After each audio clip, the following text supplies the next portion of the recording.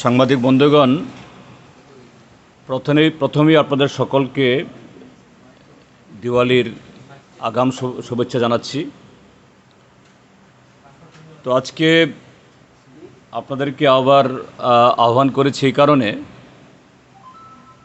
গতকাল যে আমাদের সমাবেশ হয়েছে আপনারা দেখেছেন এবং আপনাদের সকলকে কৃতজ্ঞতা জানাচ্ছি। প্রায় সমস্ত প্রিন্ট মিডিয়াতে, ইলেকট্রনিক মিডিয়াতে খুব ভালোভাবে এটার কভারেজ করার চেষ্টা করেছেন।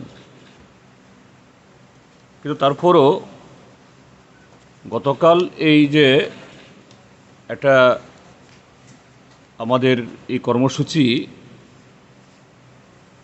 যে ধরনের সফলতা অর্জন করেছে, এটা আরও অনেক বেশি হতে পারত। তার পেছনে আমরা জনসভাতেও বলেছিলাম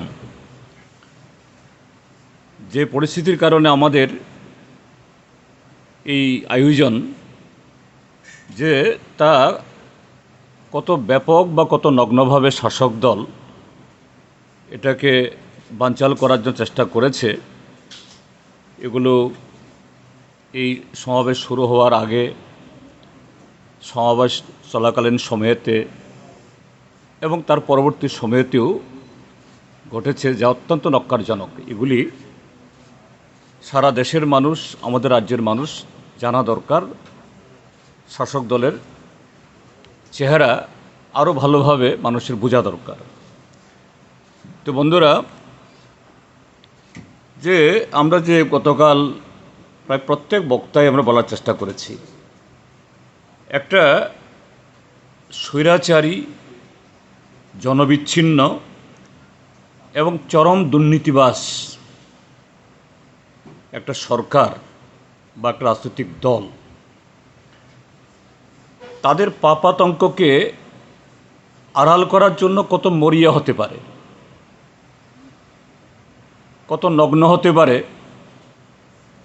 গতকালও আমরা কিছু বলেছি। যে এরপরে অনেকগুলি ঘটনা তারা ঘটিয়েছে এবং এখনও কোথাও কোথাও কোনো জায়গাতে ঘটানোর চেষ্টা করছে। অর্থাৎ তারা সত্যকে ভয় পায়। আসন্ন পতনের যে আতঙ্কে তাদের দুর্বলতা যাতে প্রকাশিত না হয়, যদিও এগুলাকে আড়াল করার, ঢেকে রাখবার মানে শত চেষ্টা করলেও এটা পারবে না। তার নগ্ন বহিঃপ্রকাশ এগুলি তারা ঘটাচ্ছে। আমি কতগুলো ঘটনা বলছি কীভাবে গতকাল আমাদের এই সমাবেশকে বানচাল করার জন্য তারা চেষ্টা করেছে। অর্থাৎ যে অপকর্ম তথা ষড়যন্ত্র তারা করেছে, যা প্রায় কোনোটাই তারা বাদ রাখেনি। প্রথমত হলো যে বেশ কয়েকটা মহকুমা থেকে সমস্ত গাড়ি ঘোড়া চলাচল বন্ধ করে দেওয়া। গোটা দক্ষিণ ত্রিপুরা জেলা, সাবরুম, বিলোনিয়া এবং শান্তির বাজার তো একেবারে স্থানীয়ভাবে প্যাসেঞ্জাররাও ঘর থেকে বেরোতে পারেনি। একটা অঘোষিত একটা যেন এই ধর্মঘট, সিপিএমের মিছিলকে আটকাতে হবে। দক্ষিণের যে এই ডেমো ট্রেন যায়, হঠাৎ করে 21 তারিখের 3-4 দিন আগে থেকে তার কয়েকটা বগি কমে গেল, প্রায় অর্ধেক করে দিল। আমি 20 তারিখে লামডিংয়ে একজন সিনিয়র, এই যিনি কমার্শিয়াল ম্যানেজার সাম মুর্মু, আমি তার সাথে কথা বললাম। সে ভদ্রলোক ওভার টেলিফোন কথা বলে মনে হলো যে এই ঘটনার ষড়যন্ত্রের সাথে তিনি যুক্ত নন। আমি তাকে বললাম, আপনাদের এই বগি কেন কমে গেল? এটা আগামীকাল এরকম আগরতলার তো একটা বড় প্রোগ্রাম আছে, বগিগুলি সবটা রেস্টোর করুন।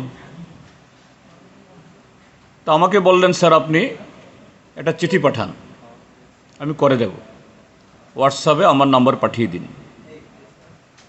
আমি পাঠালাম, তিনি আমাকে রিপ্লাই ব্যাকও করলেন, হ্যাঁ ইয়েস ডান। কিন্তু রেলের বগি লাগলো না।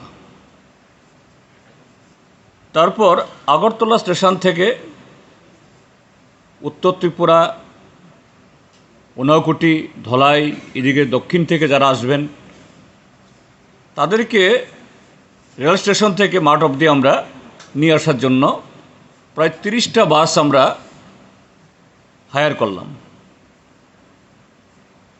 বিএমএসের লোকরা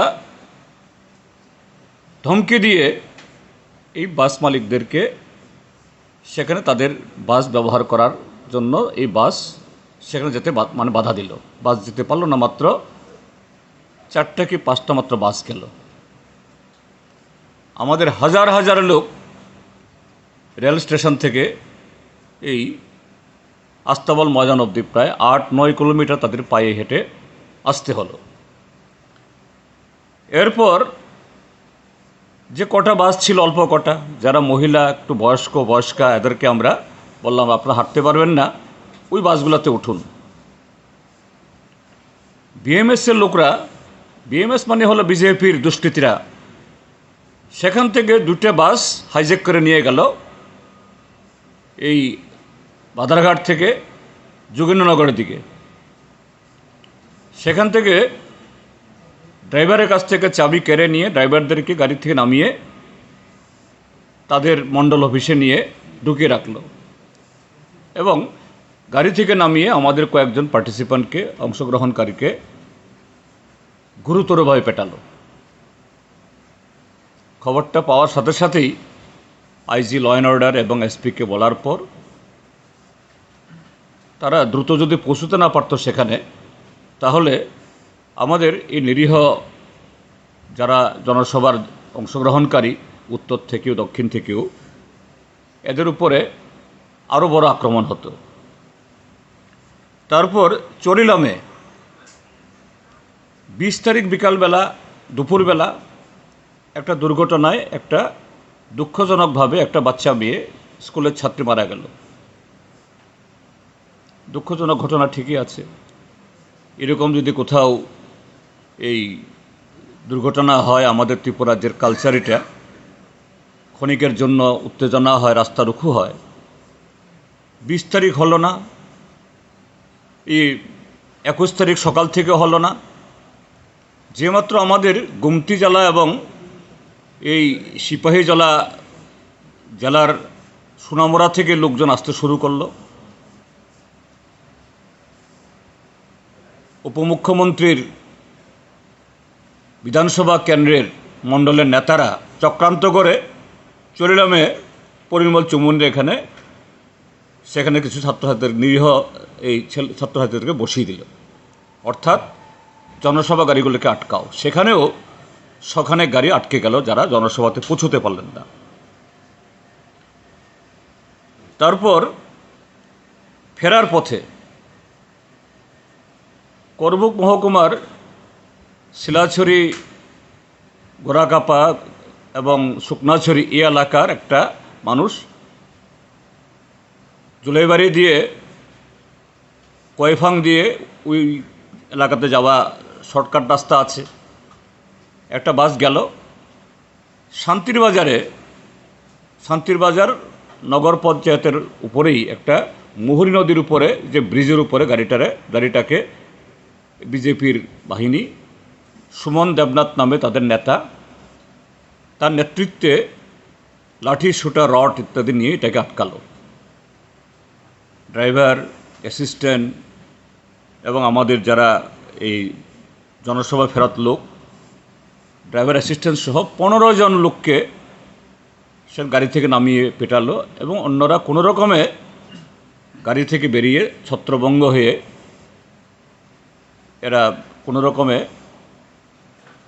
জোলাইবাড়ি, কেউ দেবদারু, ওইসব জায়গায় পৌঁছল। পুলিশের সাহায্যে এদেরকে উদ্ধার করে শেষ পর্যন্ত বাড়িতে পাঠাতে হয়েছে এবং সে ঘটনায় 4 জন আমাদের কর্মী গুরুতর আহত হয়েছেন। তারপর রেল দিয়ে এই শান্তিবাজার রেল স্টেশনে শান্তিবাজার মহকুমার লোকরা নামলো, সেখানেও লাঠিসোঁটা নিয়ে এই বিজেপির বাহিনী এরা আমাদের লোকজনকে আক্রমণ করবে। সে যাই হোক, এটা আর করতে পারেনি। সে এলাকাতে একটা গ্রাম আছে, সে গ্রামের মানুষ ট্রাইবেল নন ট্রাইবেল উভয়ই আছেন। এরা সবাই লাঠিসোঁটা নিয়ে যদি এটা প্রতিরোধ না করতো, এদেরকে তাড়িয়ে না দিত, ওই জায়গাতেও আর একটা ঘটনা ঘটত। কিন্তু সেখান থেকে বিলোনিয়ার দুজন লোক স্টেশন থেকে নেমে অটোতে করে আসছিল শান্তিরবাজারের দিকে, তাকে শান্তিরবাজারের গাড়ি থেকে এই অটো থেকে নামিয়ে প্রচণ্ডভাবে পিটিয়ে তাদের মাথা ফাটিয়ে দিল।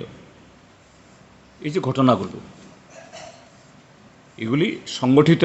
আমরা গতকালও বলেছি যে এই জনবিচ্ছিন্ন দুর্নীতিবাজ এই বিজেপি, এদের যে এত আতঙ্ক, একটা জনসভা হবে, রাজনৈতিক আলোচনা হবে, কাজেই এদের সমস্ত দুর্নীতির কথা বেরোবে, কাজে এটা আটকাও, কিন্তু আটকাতে পারল না। মানুষ স্বতঃস্ফূর্তভাবে নামলো এবং আমরা মনে করি যারা এসছেন তারা সবাই সিপিআইএমের সমর্থক কর্মী না। গত 4.5 বছর এই রাজ্যে বিজেপির মিথ্যা প্রতিশ্রুতিতে যারা প্রতারিত হয়েছে, নানাভাবে লাঞ্ছিত হয়েছে, বঞ্চিত হয়েছে, ক্ষতিগ্রস্ত হয়েছে, এই অংশের মানুষ, তাদের যে মনের আকুতি যে এই জমানা পাল্টাতে হবে, এই জঙ্গল রাজ ত্রিপুরাতে আর চলতে দেওয়া যায় না। তো এরপর এত মানুষ হলো, এই আতঙ্ক, এদেরকে এইভাবে জনসভা ফেরত মানুষকে, নিরীহ মানুষদেরকে পথ আটকে এই মারাত্মকভাবে যে আক্রমণ করা, এই ঘটনাগুলি তারা ঘটালো। এবং এখানে শুধু না, শান্তিরবাজারে, উদয়পুরে, সেখানে সকাল থেকেই মির্জা, তারপরে এদিকে দজনগর, সাতারিয়া, এসব জায়গাতে গাড়ি আটকানো, না যেতে পারবে না। বিভিন্ন জায়গায় তো হুলিয়া তো জারি করেছেই। এরপর সেখান থেকে ফিরে গেছে গাড়ি। রাত 10:30টায় যে সাতারা নামক একটা জায়গাতে দজনগরের কাছে একজন এরশাদ মিয়া, এরা উপরে আগেও বহুবার আক্রমণ হয়েছে তার বাড়িতে, এর বাড়িতে ঢুকে লাঠি সুটা 5টা কূপ দিয়েছে। সে গুরুতরভাবে আহত, এখন উদয়পুর জেলা হসপিটালে ভর্তি আছে। পূর্ব মির্জাতেও এরকমভাবে একটা গাড়ি, এরা লোকজন নামিয়ে ফেরত আসছিল কাকরাবনের কাছে, এই গাড়িটাও ভেঙে দেওয়া হয়েছে, ড্রাইভারকে মারধর করা। মাস তারা রাস্তায় বেরোতে পারবে না। শুধু এটা না, এদিকে জিরানিয়া মহকুমা, গতকাল রাত্রেবেলা বিশেষ করে সচিন্দ্রনগর কলোনি এলাকাতে, এখানে 6টি বাড়ি ভেঙেছে। এই বাড়িগুলির মালিকের নাম হলো প্রণব দাস চৌধুরী, শিমুল দাস, নিত্যানন্দ দাস, বিশ্বজিৎ দাস, অমল দাস, বিকাশ দাস চৌধুরী, এবং 3 জনের দোকানপাট ভেঙে চুরমার করে লুটপাট করেছে। এরা হলেন অঞ্জন কর্মকার, নির্মল দাস, নন্দন দেবনাথ। তো ত্রিপুরাজ্যে যে আইনের শাসন নেই, গণতন্ত্র নেই, আর এগুলোর পেছনে এই যে দক্ষিণ ত্রিপুরাতে যে গাড়ি বন্ধ করে দেওয়া, সেখানে 19 তারিখ কি 20 তারিখ, সম্ভবত 20 তারিখ, ত্রিপুরা থেকে তিনি মন্ত্রী হয়েছেন, নির্বাচিত হয়েছেন তো বলতে পারবো না, কেন্দ্রের সরাসরি কী বলে এই মিনিস্টার অফ স্টেট, এই ভদ্রমহিলা তিনি এই রাজ্যের প্রতিনিধি, কেন্দ্রের মন্ত্রী। এরকম যদি কোনো রাজ্যের কোনো এমপি মন্ত্রী হন, রাজ্যের মঙ্গল হওয়ার কথা।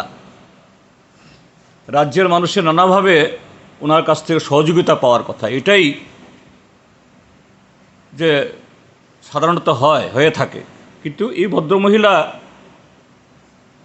তিনি কেন্দ্রের মন্ত্রী হয়েছেন, কিভাবে ত্রিপুরাজ্যের মানুষের অধিকার কেড়ে নেবেন, কিভাবে বিরোধীদের উপরে নানা কায়দায় এই জাতীয় নির্যাতন চালাবে।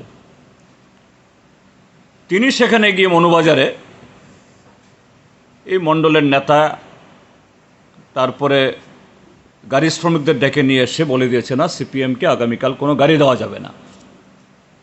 গোটা দক্ষিণ জেলাতেই এই ভদ্র মহিলা নেতৃত্বে ঘটনাগুলি হয়েছে। কোথায় নামতে পারে? তার সাথে যেটা বলতে চাই, আমি একটু আগে এখানে আসার আগে আজকে দেখলাম এই বিজেপি অফিসে আমাদের গতকালকের এই জনসভাকে কেন্দ্র করে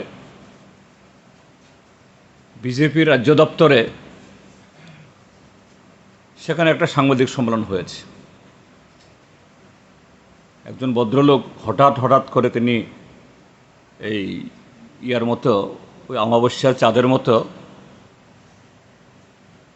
অমাবস্যা পূর্ণিমা তো 15 দিন অন্তর হয়, তিনি আবার 6 মাস অন্তর্ধান হয়ে যান, আবার 6 মাস পরে আসেন। খুব সুন্দর সুন্দর কথাও বলেন। অবশ্য আমি বলি, মানে যাই বলেন,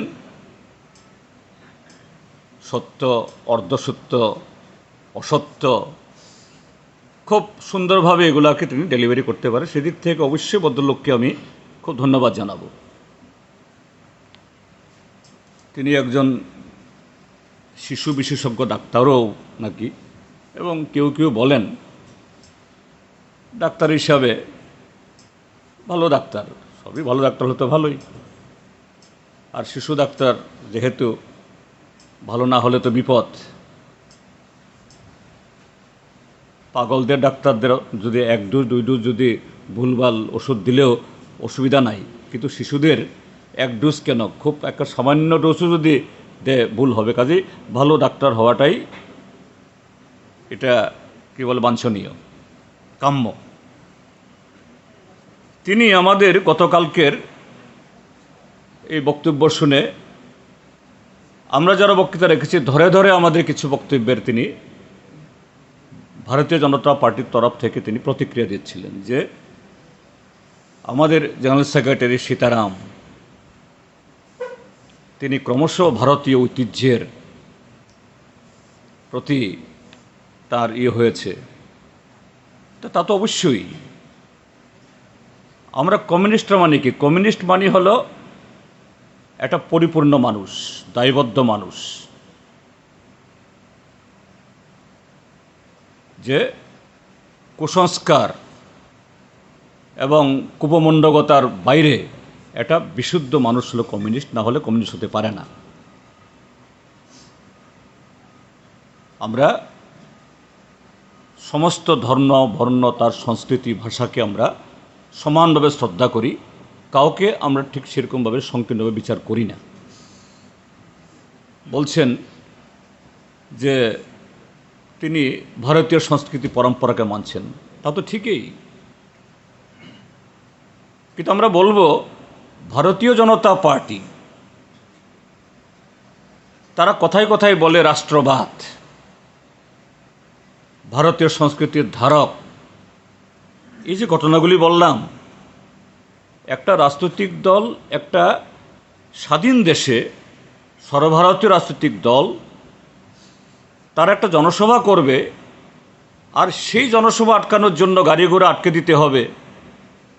জনসভা ফেরত মানুষকে লাঠি সোটা রড দিয়ে আক্রমণ করো, বাড়িঘর আক্রমণ করো। এটা কোন দেশের সংস্কৃতি? ভারতীয় সংস্কৃতি? আসলে যে এই ডাক্তারবাবু ঠিকই বলেছেন, কমিউনিস্টরা তারা ভারতীয় সংস্কার মানেন, ঘুরিয়ে হলেও স্বীকার করেছেন। কিন্তু ভারতীয় জনতা পার্টি এরা যে ভারতীয় সংস্কৃতির ধারে কাছেও নেই। আসলে তারা সেই তাদের যে প্রতিষ্ঠাতারা আরএসএসের গোলওয়ালকার মঙ্গেশকররা 1925 সালে আরএসএস প্রতিষ্ঠার আগে তারা মুসোলিনি এবং হিটলারের কাছ থেকে গিয়ে বুদ্ধি পরামর্শ নিয়েছেন এবং ফ্যাসিস্টদের দ্বিতীয় বিশ্বযুদ্ধের আগে ফ্যাসিস্টদের ক্যাম্পে গিয়ে তাদের অনুশীলন দেখে এসছেন। এটাই ভারতবর্ষে আরএসএসরা আজকে গ্রহণ করেছে। এই সংস্কৃতি আজকে ভারতীয় জনতা পার্টি ত্রিপুরা রাজ্যে প্রয়োগ করছে। তারপর বলছেন মানিক সরকার ত্রিপুরা রাজ্যের ধর্মনিরপেক্ষ সংকট করতে চান। ত্রিপুরা রাজ্যে ধর্মনিরপেক্ষতার সংকট নেই। ডাক্তারবাবু ডাক্তারি শাস্ত্র নিশ্চয়ই ভালো বুঝবেন, এ সম্পর্কে আমি ওনার সাথে কোনো টক্কর দিতে চাই না। কিন্তু ধর্মনিরপেক্ষের সংজ্ঞা আরএসএস বিজেপি কি বুঝেন আমরা জানি না। আমাদের ভারতীয় সংবিধানে ধর্মনিরপেক্ষতা মানেটা কি? ধর্ম যার যার, রাষ্ট্র সবার। আর রাষ্ট্র প্রত্যেক ধর্মের মানুষকে তার বিশ্বাসকে সমানভাবে মর্যাদা দেবে এবং তার বিশ্বাসকে অনুশীলন করার জন্য রাষ্ট্র তাকে প্রোটেকশন দেবে, সুরক্ষা দেবে। আমাদের দেশে এটা আছে। এই যে গত দুর্গাপূজার আগে, তার আগে দুর্গাপুজোতে যেভাবে এখানে বাংলাদেশের একটা ঘটনাকে কেন্দ্র করে এখানে এই সাম্প্রদায়িক লাগালো, পানিসাগরে, উদয়পুরের বিভিন্ন জায়গাতে, সোনামুড়াতে, এখানে গোলযোগ তৈরি করার চেষ্টা করা হলো। তো তাদের কাছ থেকে আমাদের ধর্মনিরপেক্ষতা শিখতে হয় না। এ ডাক্তারবাবু তিনি আবার অর্থনীতিও বোঝাতে চেয়েছেন। সীতারাম ইয়েচুরির বক্তৃতায় তথ্য দিয়ে, সে তথ্য সীতারাম ইয়েচুরির তৈরি করা তথ্য না। এই তথ্য centre for monitoring Indian economy, CMI, Modi সরকার আসার পরে ভারত সরকারের যে পরিসংখ্যান বিভাগ, এই পরিসংখ্যান বিভাগকে তালা মেরে রেখে দিয়েছে। এই পরিসংখ্যান কোনো পরিসংখ্যান দেয় না, কোনো তথ্য বের হয় না। এখন ভারত সরকারের পরিসংখ্যান দপ্তর কোনো পরিসংখ্যান দেয় না। রাইট টু ইনফরমেশনে অ্যাপ্লিকেশন করলে পরে লেজিটিমেট টাইমে কোনো উত্তর আসছে না, উত্তর সংগ্রহাধীন। ওই বিধানসভাতে যেরকমভাবে রতনলাল নাথ যেভাবে উত্তর দেন, তথ্য সংগ্রহাধীন। ভারতবর্ষে যা নাই সেটা ত্রিপুরাতে আছে, অর্থাৎ ত্রিপুরা রাজ্য ভারতবর্ষের বাইরে, এই জাতীয় তথ্য। সীতারাম ইয়েচুরি কি বলেছেন? যে ভারতবর্ষে এই মোদী সরকারের সময়েতে অর্থনীতি যে জায়গায় চলে গেছে, কদিন আগেও গ্লোবাল হাঙ্গার ইন্ডেক্সে ভারতবর্ষের স্থান ছিল 101 নম্বরে আজ থেকে 2 বছর আগে, এটা এখন 107 নম্বরে, আরও 6 ধাপ নেমে গেছে। এই এশিয়া মহাদেশে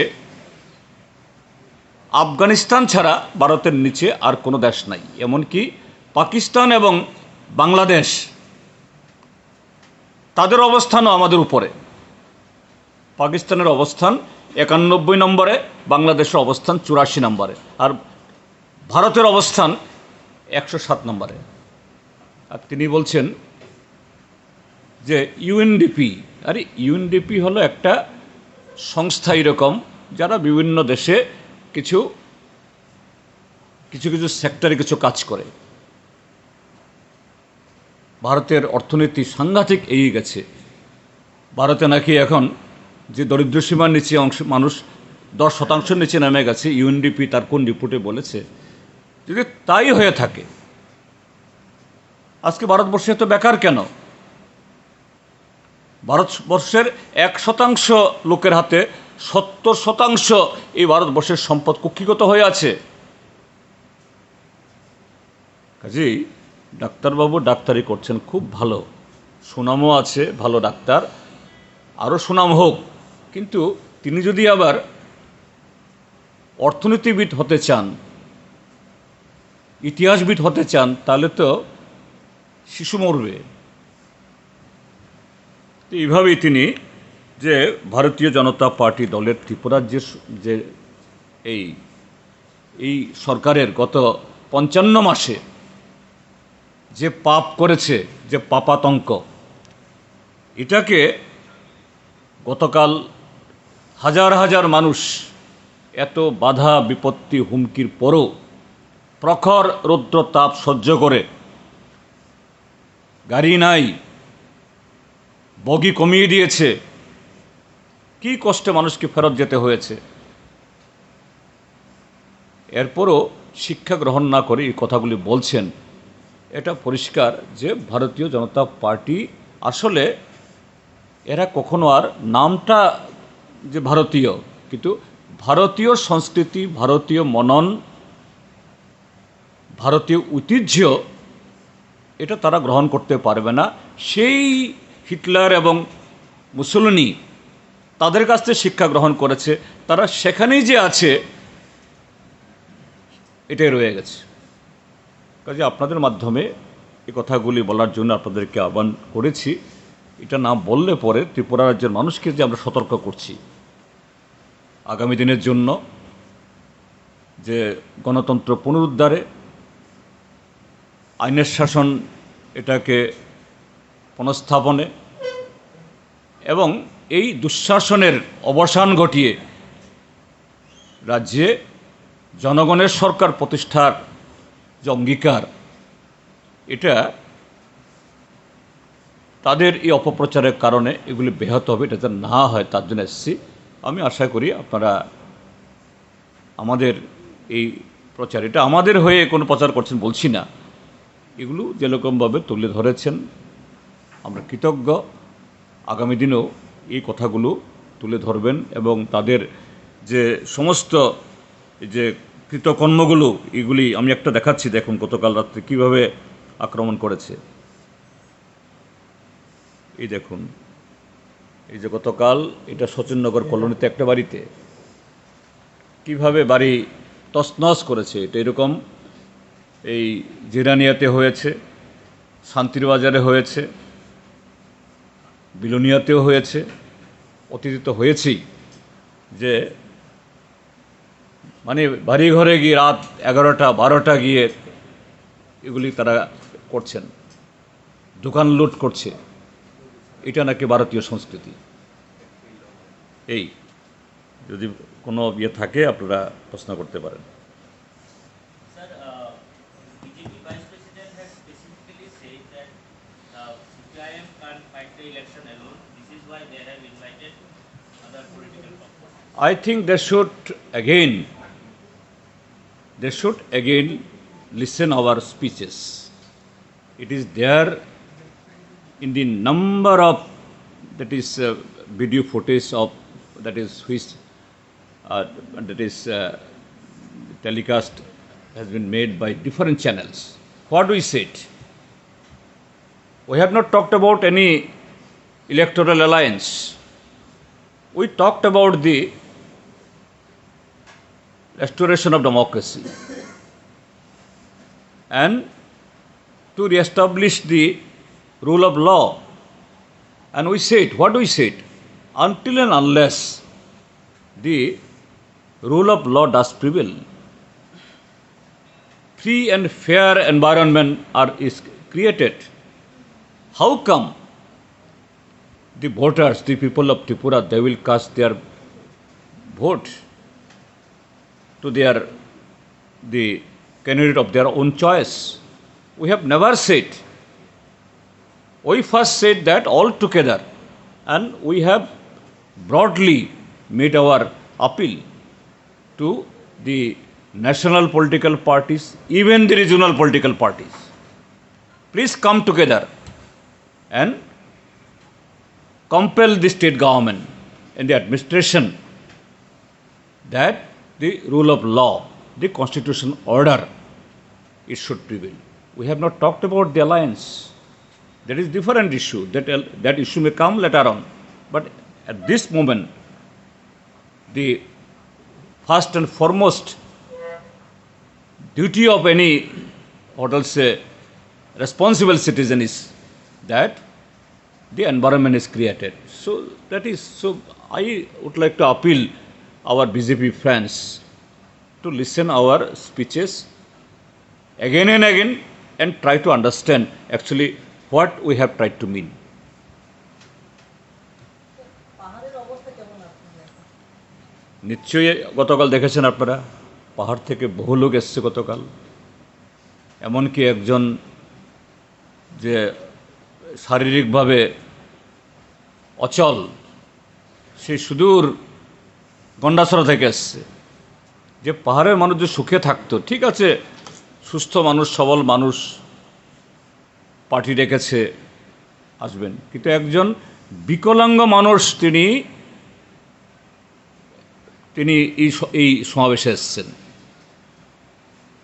এটা সংখ্যা একটা হলেও এটা একটা সিম্বলিক, অর্থাৎ পাহাড়ের হাজার হাজার মানুষের তার মনের অবস্থা কি, সেখানকার সিচুয়েশন কি, তারই পরিচায়ক হলো এই বিকলাঙ্গ মানুষটার নাম বোধহয় Arjun Tripura. But Sitaram Yechuri has also said categorically, by speaking to the reporters, it will not speak out, that the local CPIM will decide on the need of an alliance to bring together the anti-BJP forces, particularly, so the vote does not divide. Yeah, that was not part of his speech. It was not a part of Yeah, part of speech that you, the media person, you asked him whether there are any possibility for any people alliance. So they are said, yes, if our local party they consider. So that was not the issue of our, that is what I'll say, part of our speech. That is there. It is amply clear. There in our party Congress itself, publicly that statement has been made. So he reiterated that one only. So here the question is that rule of law, constitutional order, that is totally absent, that should be restored. divide. Yeah. Today, another important issue, the new development is that BJP has categorically said in the coming election it is going for no new alliance. No, you see, whether BJP go with X, Y, Z, or they does not go with any other alliance, but their defeat is inevitable. That should be taken granted. In this way, what the sins they have committed, that is sins they have committed last 55 months, there is no chance for BJP. So that's why they are unleashing all this thing, all this, that is activities they are doing. You see, one central minister, he is organizing the, that is motor operators. You don't operate your vehicle tomorrow. How come? Is it the spirit of the oath she has taken in the name of the Constitution? And she comes here only to destroy, to harm the cause of the people, not for the welfare of these people. That lady. To what extent they can go because of their all these sins they committed during last 55 months.